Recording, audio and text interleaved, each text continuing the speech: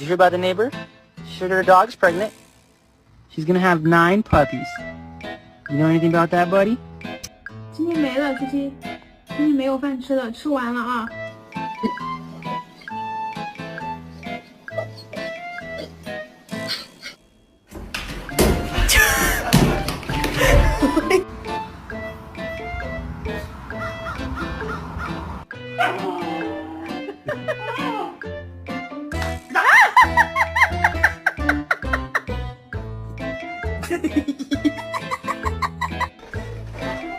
Not to say you're sorry.